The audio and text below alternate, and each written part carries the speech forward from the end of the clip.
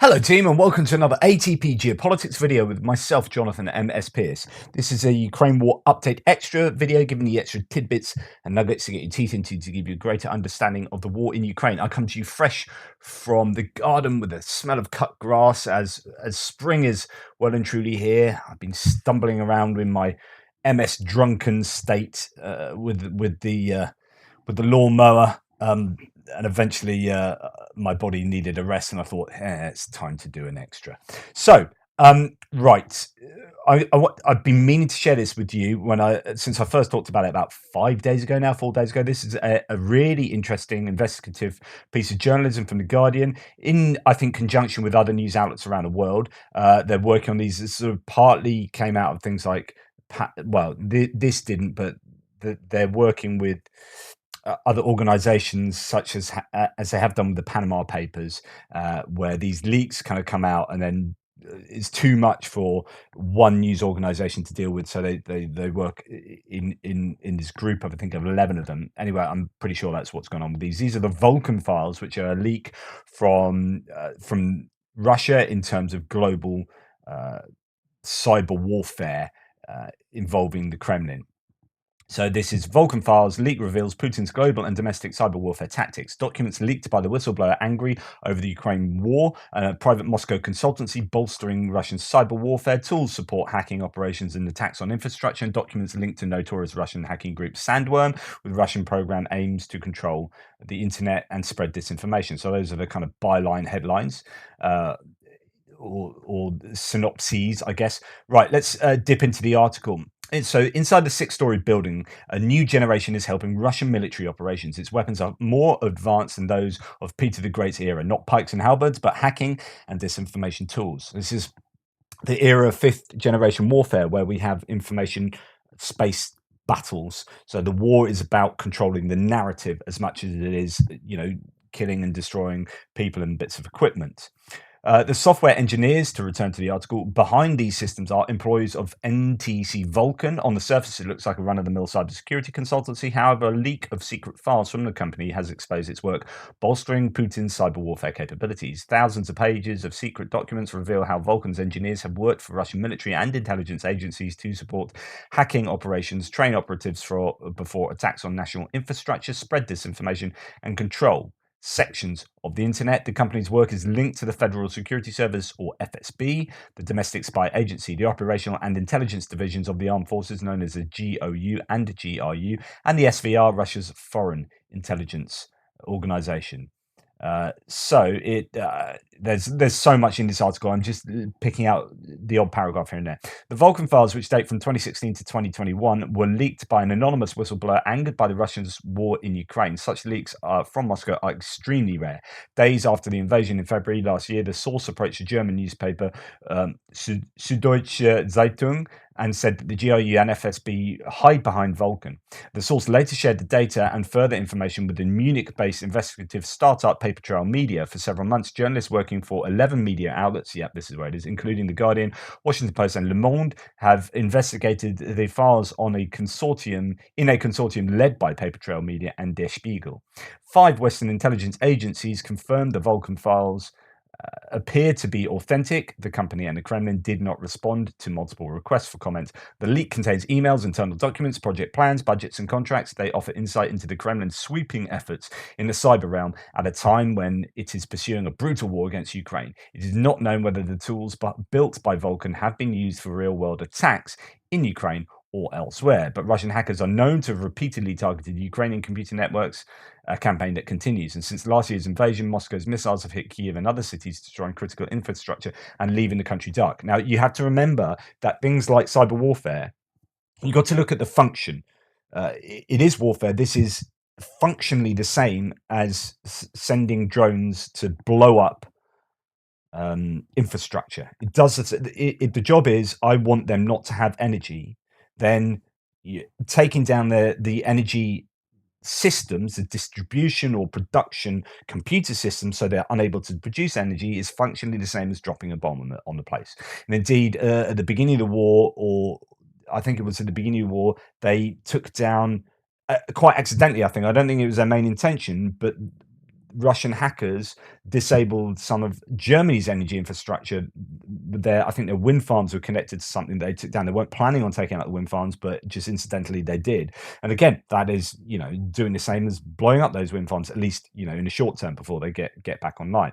So this is warfare. This is an act of, aggression, or just because it's virtual aggression and not someone punching someone else in the face type thing, it doesn't mean it's not aggression. And these things can have really serious ramifications. Like if you don't have energy going to a hospital, then people will die. So it's super important. It's important, I think, not to think of this in lesser terms in many ways than actually doing battle on the battlefield. If you think how much of your life is dictated by your access to technology and the internet, you and I talking, or me talking, you listening now, and when we talk in the threads, and that kind of capacity gets taken out, then we would be unable to do that. Now, that's not the same as energy going to a hospital, but you get the point. So to go back to the article, some documents in the leak contain what appear to be illustrative examples of potential targets. One contains a map showing dots across the US. Another contains details of a nuclear power station in Switzerland. So here we have, I don't know what this document really says. I mean, I could do a Google Translate of it, but I guess you can see that this refers to population centers around the US, and obviously potential targets for Vulcan. Vulcan, I mean, what is Vulcan? It's a company founded by Anton Markov in 2010.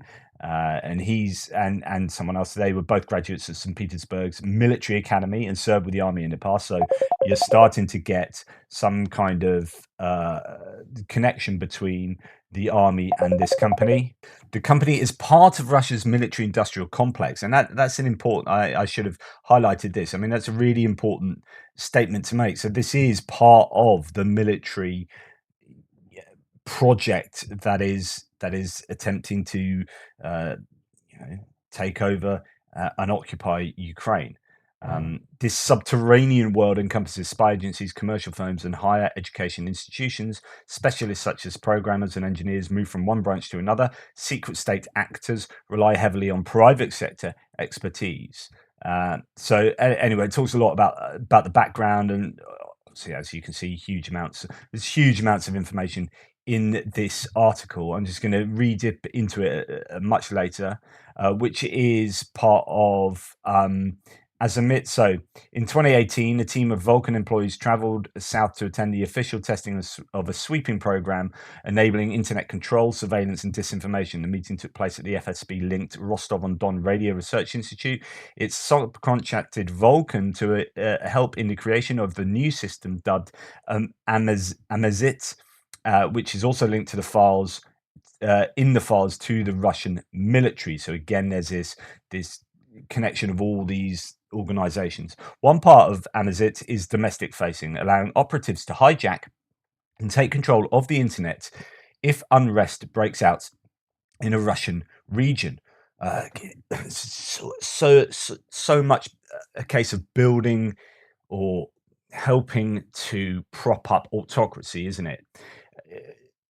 The constraint of freedom of speech is obviously a massive part of autocratic regimes.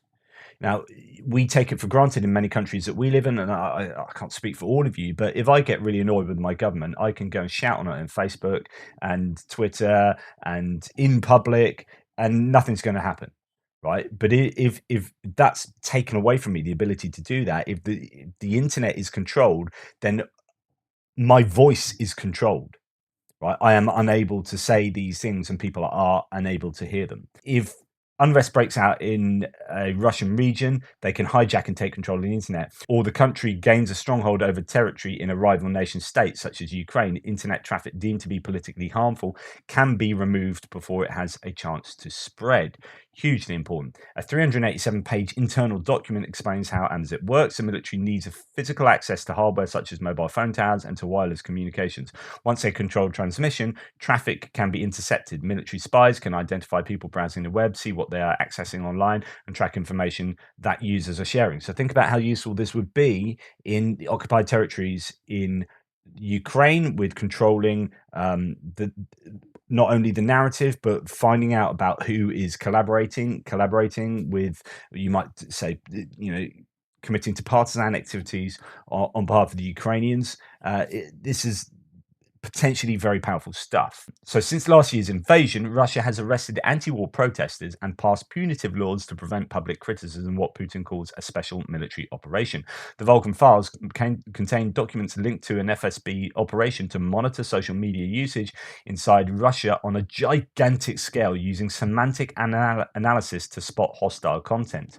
According to a source familiar with Vulcan's work, the firm developed a bulk collection program for the FSB called Fraction. It combs sites such as Facebook or Odnoklassniki, the Russian equivalent, looking for keywords. The aim is to identify potential opposition figures from open source data.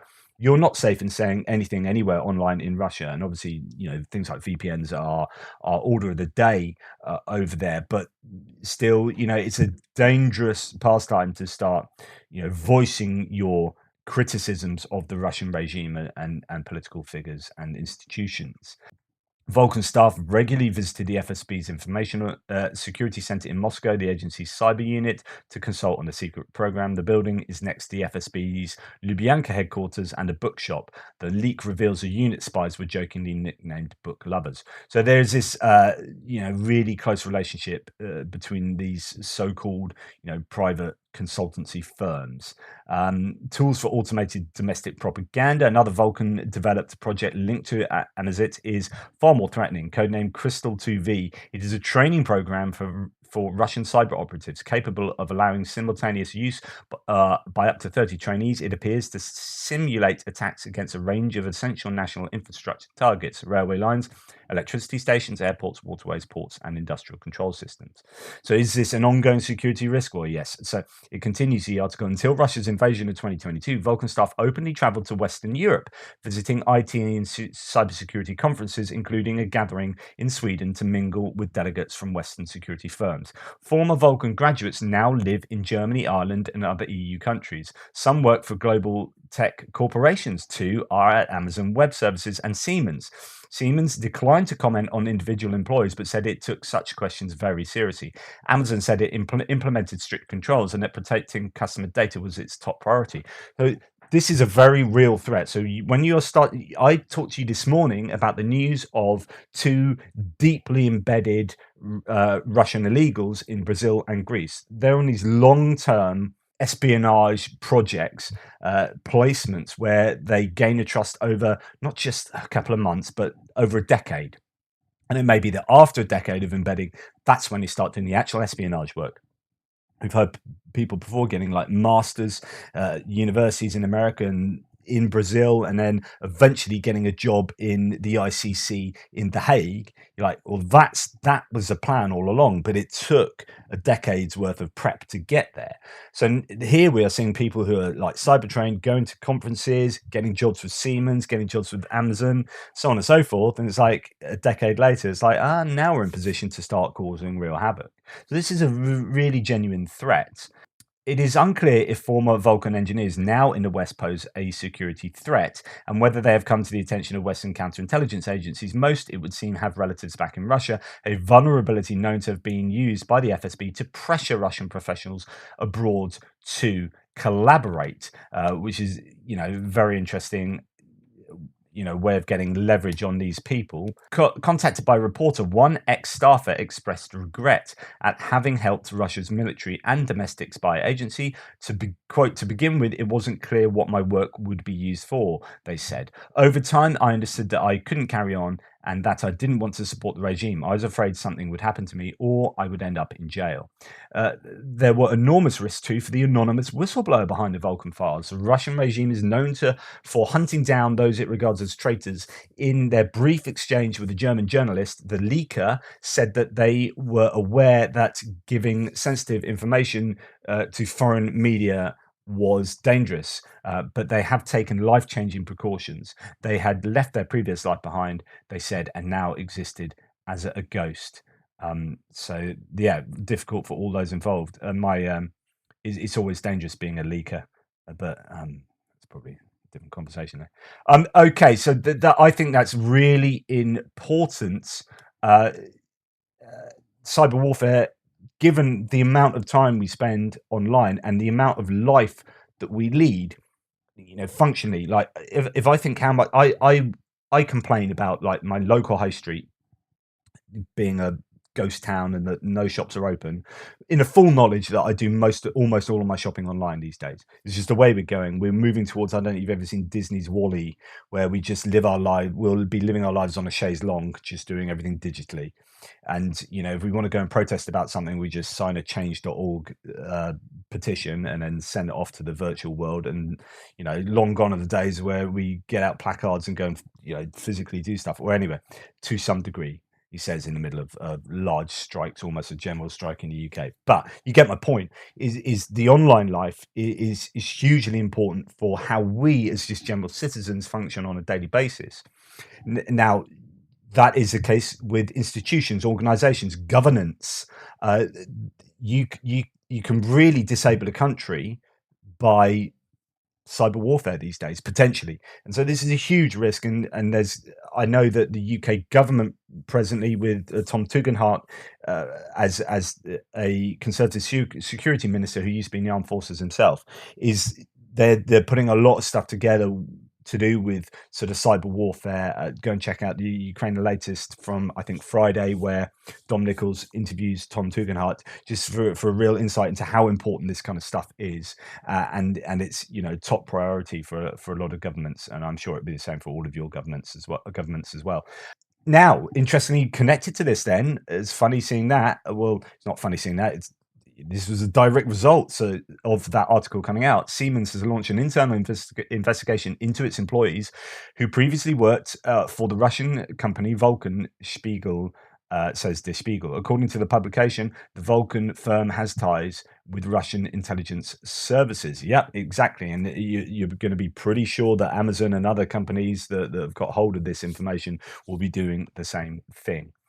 Okay, let's move on to just a random bit of footage here.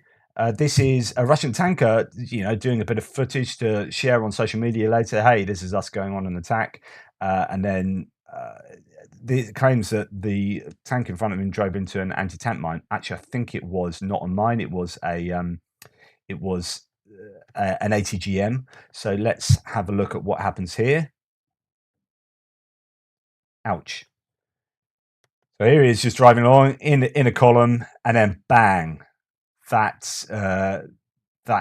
tank is inoperable, I would claim. I do claim. I don't think that's going anywhere soon. So this is the reality of war, and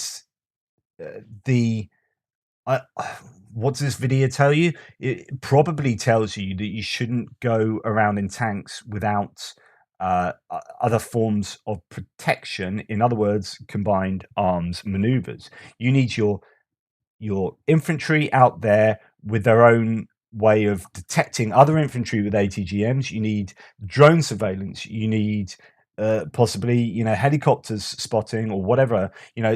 Just going along in a convoy of tanks, the Russians need to learn. They should have learnt from the beginning of the war that it's not a good way of doing things, because with 5 kilometers range on ATGMs, you've got people that can hide in tree lines and take out tanks with relative ease. You need to mitigate against that, and just still continuing to drive along in these convoys is not wise. Just That they haven't known. It's incredible. So now let's then go on to this piece of footage that I talked about from the other day, which is from Vulkan, and this is Ukrainians. Now, this was talked about quite a lot because it showed, well, as this guy says, shows a few things. Combined ops, APC, tanks, soldiers. Is not only that, actually, as he says, see tactical superiority of drones. So the drones were talking to the tanks, as far as I understand it, in this. And in fact, we've heard before that some Ukrainian tanks have had drone operators inside them. So, or at least the tank crew members are using drones because they are your eyes in the sky. And imagine being a tank having these visuals as well. So that is combined arms. That's exactly what I was talking about. And this guy says the tank on the right, just pouncing ground can be ineffective. Over 10 shots and could have been pounded back with an ATGM again. We'll have a look at this to see what he means there. Probably English, not first language. But this is what takes place.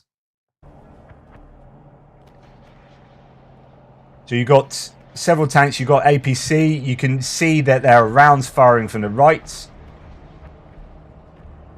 There are explosions happening, and when you've got APCs, of course, that means you've got infantry as well. Just in case that's copyrighted, I'm going to have that as low as possible. The tanks go their own separate ways, and then they end up, letting off quite a lot of fire against their opposition.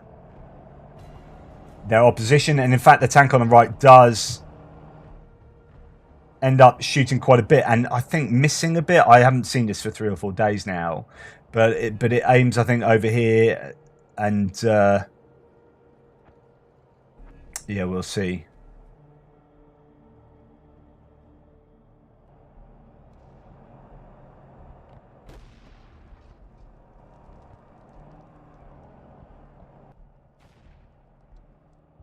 So hitting the tree line, it's obviously they've got targets in the tree line.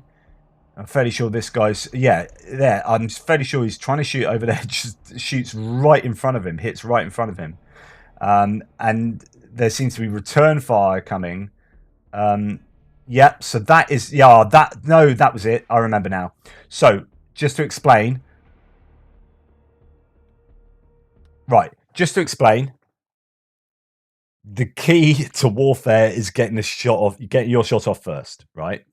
And when it comes to tank warfare that we might see in the counter-offensive with the Ukrainians using the most modern tanks, they will have optics and fire control systems that are far superior to what the present Russian tanks have. And the idea of that is that not only are they more able to withstand hits that come from them from the front from other tanks, but they'll be able to see those tanks first, and one shot should kill. So not only will one shot take out the armor, but the accuracy of the shots with the fire control systems means that if you see the enemy first, you get one shot off, you destroy that tank, end of. Now, these older tanks don't have that kind of fire control system, and as you can see here, this tank just gets its shot off and it hits the ground almost straight in front of them. But they do get the shot off first, but the ATGM gets the shot off second. But luckily for this tank, the ATGM misses. So let's go back, and this explosion that happens in the bottom left-hand side is from the ATGM. So just after this tank fires, the ATGM explodes behind the tank. So there, and the ATGM explodes down here. So that tank is very lucky, and then it slow-mos it here. Well, actually, the ATGM fires just before the tank, it seems, but it misses. So the flash goes off before the tank, but the tank fires and hits before the ATGM kind of kicks into action, and then its projectile passes the tank. So technically, that tank, I think, would have, if the ATGM had hit, that tank would have been taken out. Neither of them are hit, though, and so the battle goes on. Now, for the ATGM, it's kind of fire and forget, or they will need to reload it, and that will take time. So the tank should be at a huge advantage here, unless those troops have several loaded ATGMs on them. But anyway, there you go. The original, if you like, is on Facebook and is much longer. If we see here, it talks about the positions. You've got troops. They look like, yep, Russian troops. And then if we go forward to the attack as we left it,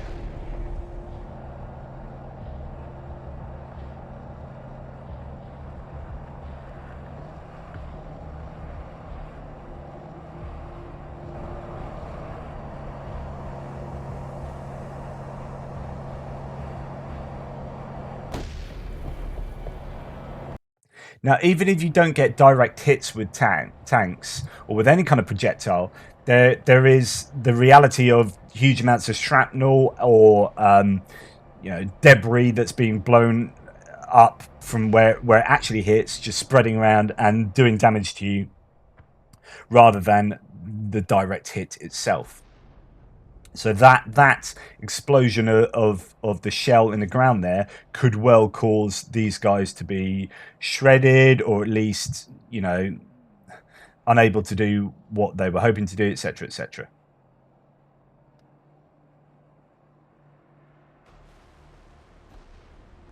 And then the tank moves up to that point of where there's this small trench there. You can see it just there, I think, and basically starts hammering the trench. And there are people in that trench, and it goes up at pretty much point blank range, and then tries to take them out. And that's, I don't really want to show you too much of what goes on there. I mean, it's not inappropriate. You don't see stuff, but there you can see that there are people in that trench, and that tank does spell the end for those guys, I guess. And that's just an interesting bit of footage, because it kind of goes against possibly what we're seeing here. I mean, it's difficult to say in this other bit of footage where there is combined arms warfare going on, but I've seen so many bits of footage of Russian vehicles moving in just single file convoy to go and attack somewhere, and just attack with tanks. It's like, you are not going to succeed, or at least you've got far less chance of succeeding with only that one type, that single type, a category of attack of vehicle. You're just not going to do it. You are vulnerable to counterattacks from all over the place, from different things. So yeah, combined arms maneuvering is obviously, even on this much smaller scale, and then you scale it up to a counteroffensive or an offensive, combined arms maneuvering is a way forward for successfully doing war, I guess. Right, let's move on to something that Michael Daly has said. He contacted me on Twitter to say, thanks and all that. I recently began supporting your channel and endeavor to continue in the hope that you can increase a community of committed but thoughtful people with a balanced outlook that support Ukraine. I have an important topic that I want to raise. This is, how best can we contribute to the Ukrainian cause? I truly believe they fight for us all. Russian tyranny, unfortunately, has put their very lives and nation in mortal danger, while at the same time has flung them into a fight for our shared values. Values are important. Circumstances has put them in front in a fight for our liberal values. I would not want to live in a country where those values are not upheld, at the minimum in law. I cherish our way of life, even if the cost of that freedom is a constant vigilance to protect and persevere. Unfortunately, I lament a natural tendency among us all. Most Westerns, untouched by conflict in some cases for generations, are uncomfortable directly supporting Ukrainian soldiers on the front line. Naturally, people worry that their actions may contribute to someone's death, yet they die in some degree, I would argue to a large degree, to protect and save us. I ask you all today to put a great consideration into supporting directly those on the front line. I have put in, I believe, satisfactory vetting of a charity on the front. I support Energy of Rebirth, though I advise you to do your own vetting on them or other such charities. I have corresponded with the guy that runs it and explained their need for help. He has explained their need for help and asked me to search out like-minded friends or otherwise. And then he provides a Gmail address for the PayPal contribution. So this is a really good area for discussion. Okay, I have time, I have money, or I don't have money, and I don't have time, or whatever. How can I best support? I really feel strongly for Ukraine. How do I not just show my? It's not about showing my support, although there is an argument to say in me showing my support for Ukraine, other people will see that, and that will affect their understanding of the situation, or might persuade them. If they see me, I'm persuasive to them. They see me supporting Ukraine, they're more likely to support Ukraine. But it's not about showing your support in some kind of virtue signaling, but it's about what is the best use of my time and money. Now, if I don't have disposable income, I think that's a really interesting question. How do I best support Ukraine? And I guess there's things like, subscribing to YouTube channels. Yeah, and I don't say this in a self-serving way. Please, honestly, don't read it like that. But if there are channels that are doing uh, good, you think are doing good for the cause, then obviously subscribing to them doesn't cost you money. And getting involved in conversations. Appealing to your lawmaker in whatever country you live, just advocate for Ukraine and impress upon them the importance of supporting legislation or creating legislation that supports Ukraine. That's really, really important. Emails and letters and whatever.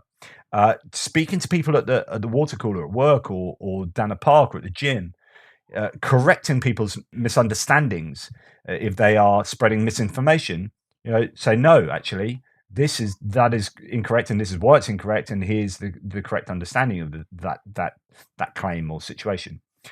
Those are the sorts of things that everyone can be doing, irrespective of how much disposable income you have. And then there are, okay, well, if you do want to give some money to some kind of charitable cause or to some cause in Ukraine, that's a tricky one because you know there are scams everywhere, of course, and is this money going to find its way to the front line or to where I want it to go in Ukraine?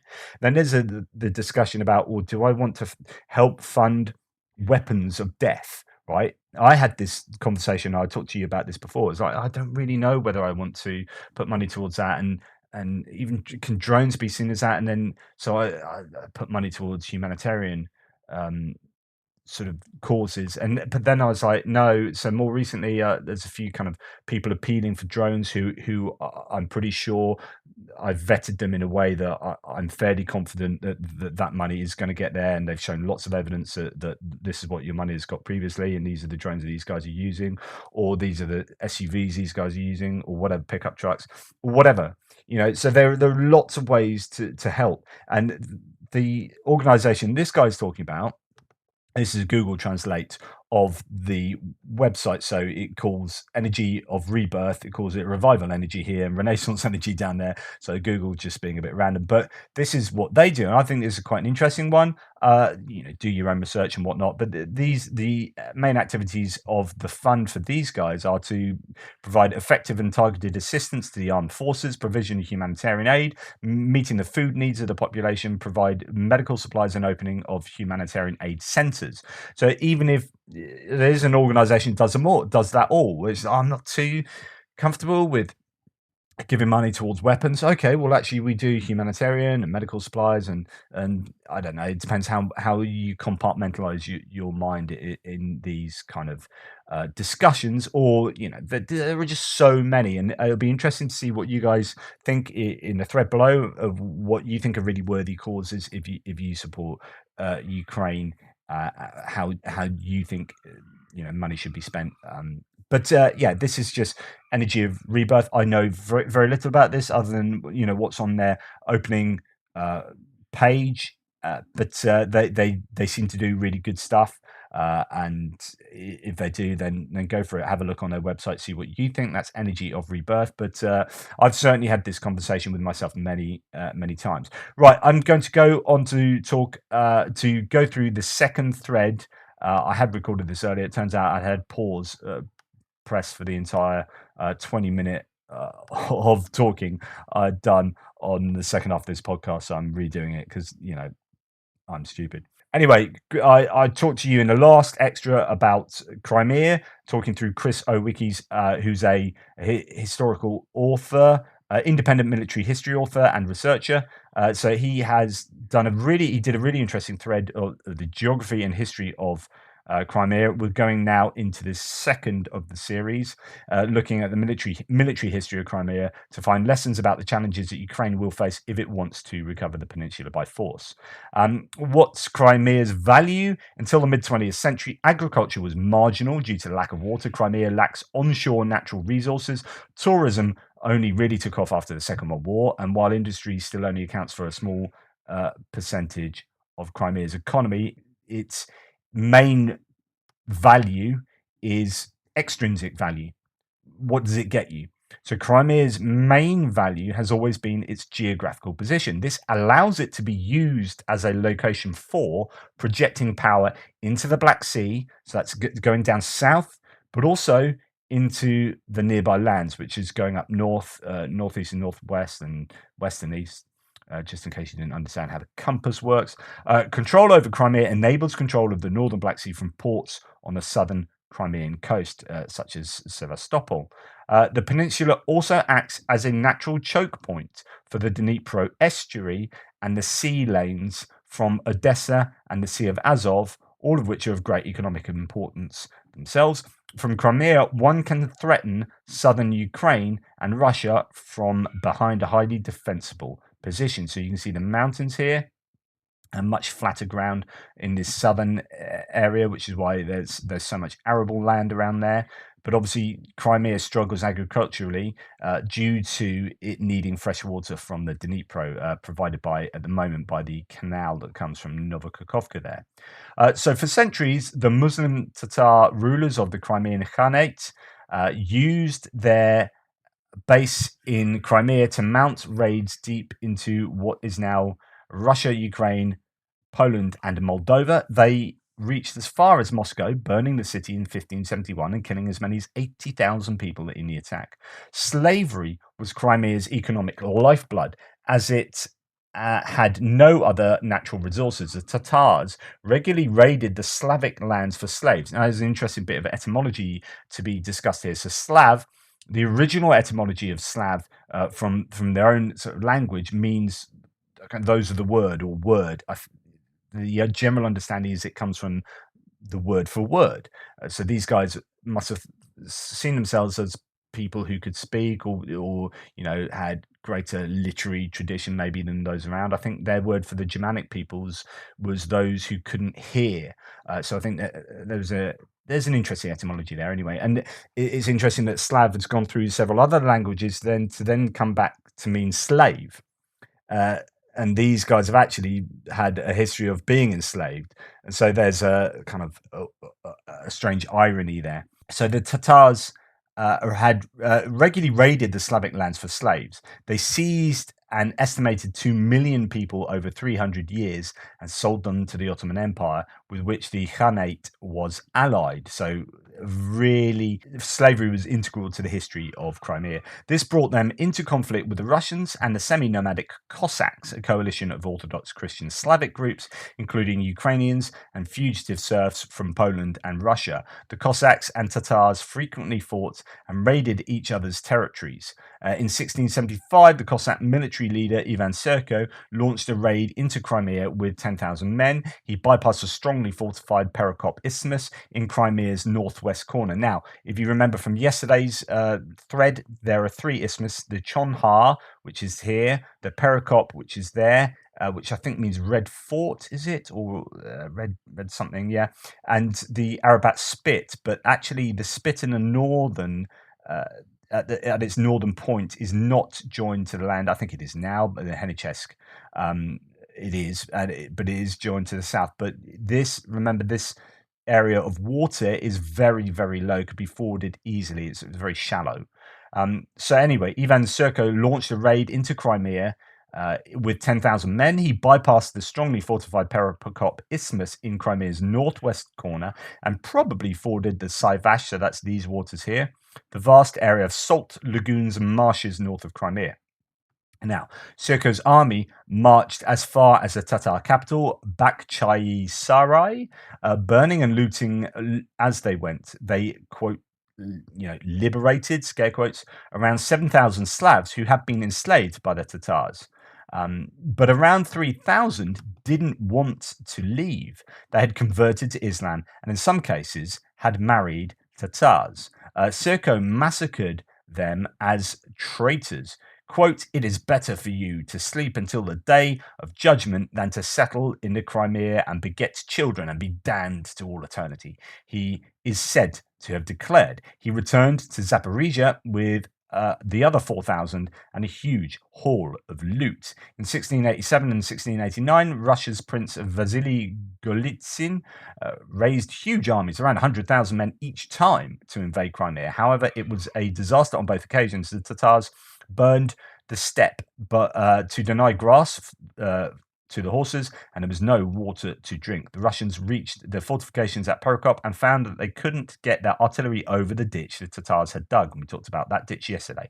Across the isthmus, they gave up and went home without a battle, but still managed to lose about 70,000 men, mostly from disease. Russia invaded again in May 1736 as part of the ongoing Russian-Turkish War of 1735 to 39. The German-born Field Marshal Burkhard Christoph von Münnich led a Russian army of 30,000 to Perikop, where he launched a frontal attack on the fortifications. On paper, Perikop's defenses were formidable. A wall 8.5 meters or 28 feet high, overlooking a ditch 6.4 meters or 21 feet deep with 5 cannon batteries along its length and a fort at the eastern end. But it had fallen into disrepair and was manned by only 4,000 Tatars and Turks.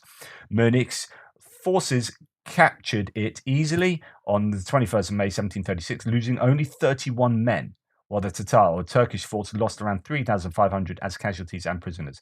Murnich advanced to Bakhchisarai and burned it, but was forced to retreat to Russia after an outbreak of disease in his army. In May 1737, Crimea was re-invaded by Count Peter Lacy, an Irish-born Russian general, to divert Tatar forces from Murnich's siege of the Tatar-held mainland port of Okhachiv. So Okhachiv is by the Kinburn Peninsula, opposite the Kinburn Peninsula, just over there somewhere near Kherson. In a bold and risky move, he marched an army of 40,000 men down the narrow and exposed Arabat Spit. But remember, it's not connected to the land up there. There was no bridge. Well, there was no bridge at that time between the Spit and the Russian-held Ukrainian mainland. So he improvised a pontoon bridge from empty water barrels and wooden chevaux de frise obstacles for his army to cross the short Henichesk Strait. From there, they marched down the Spit for about 85 kilometers until they reached a point where the Crimean mainland is only about 2 kilometers away across the Cyvash. They crossed it out on improvised rafts, landing near the mouth of the Salgir River. Lacy's army defeated the Tatars in battle and marched on to the town of Karazubazar, modern Bilihirsk. They burned it before turning back to Russia, as by this time they were facing a Tatar counterattack. Shortages of food and water, and an outbreak of disease. Having looted 30,000 cattle and 100,000 sheep from the Tatars, the Russians returned via the Chonhar Peninsula, where once again they built a pontoon bridge to cross the narrow strait. They crossed successfully between the 2nd and 4th of August 1737, despite Tatar attacks. All of the invasions of Crimea had so far been aimed at raiding the peninsula rather than conquering it. In June 1771, however, the Russians returned aiming for conquest during the 1768 to 74 Russian-Turkish War. Prince Vasily Dolgorukov brought 38,000 men to Perikop. The Tatars and Turks were better prepared this time, with an army of 50,000 Tatars and 7,000 Turks on the fortifications at Perikop. However, they were quickly swept aside by the Russians, who carried out a successful multi-pronged attack on the night of the 13th to the 14th of June 1771. It began with an artillery bombardment at the Cyvash end of the fortifications. After 90 minutes of shelling, 9 battalions of grenadiers and 2 battalions of jaegers, under Major General Muzin Pushkin, stormed the ramparts at the other end using scaling ladders. At the same time, cavalry commanded by Major General Prozorovsky bypassed the fortifications entirely by wading or swimming through the Sivash. They attacked the Tatars from the rear, forcing most to flee and the rest to take shelter in the forts of Orkapi. The fort's garrison surrendered on the 15th of June. After more Russian shelling, the Turks and Tatars lost more than 1,200 men in the battle, but the Russians had fewer than 200 casualties and only 25 dead. They captured 178 cannons. At the same time, Prince Sherbatov carried out an amphibious landing on the southern Arabat Spit, with a Russian naval flotilla screening his men from Turkish naval forces. He quickly captured the old and poorly defended Ottoman fort at Arabat. The Russians advanced across Crimea, forcing the Khan to flee to Istanbul, the Ottoman capital. A new pro-Russian Khan was elected and signed a peace deal with the Empress Catherine the Great, recognizing Russia as Crimea's new overlord. Wow! They say history repeats, or history at least rhymes a lot. Here we have exactly what Putin was aiming to do, which was to go into Kyiv, depose the government, replace the government with our own, and in that get Crimea on a more permanent basis, not just an annexed part of Ukraine, but all of Ukraine would be Russian, and then it will be a vassal state of the Russian Empire again. At least that's what it very much looked like. So this arrangement didn't last long. Catherine eventually annexed Crimea outright in 1783 and built a new fortress at the Crimean village of Akhtiar, naming it Sevastopol. The Russians made little effort otherwise to develop Crimea, leaving it poor and neglected. Again, sounds rather similar to much of the present-day Russian Federation. The Crimea War of 1853 to 56 was a unique episode, the only amphibious invasion of Crimea in its modern history, which doesn't hold many relevant lessons for today's situation. The UK, France, and Ottomans had naval supremacy, but didn't want to seek to capture the whole of Crimea. Their main target was Sevastopol, which was besieged for nearly a year in 1854 to 55. They also captured Kerch to prevent Russia reinforcing Crimea by sea. Russia was hindered by its army's gross corruption, incompetence, and inefficiency. Again, aren't lessons from that? I'm pretty sure that's what's going on now, which Tolstoy savagely condemned. Russia's land supply routes through Crimea were hobbled by appalling roads, which reduced wagons to a speed of only 500 meters, 550 yards an hour. Animals that had died of exhaustion lay by the side of the roads, which were often only as wide as a single cart. Ultimately, Russia lost Sevastopol and sued for peace, ending the Crimean War. And that brings us to the 20th century, which he'll cover in the next threads in this series. I think that's a really worthwhile series. I really enjoy reading about that. And that brings us to the end of this episode. I really appreciate you spending time with me. Please like, subscribe, and share. Thank you so much for your support. If you do choose to support my channel, I hope that I am doing something meaningful to aid the Ukrainian cause in my own small way. It's something, I guess. Anyway, I really appreciate that. And take care, and I'll speak to you soon.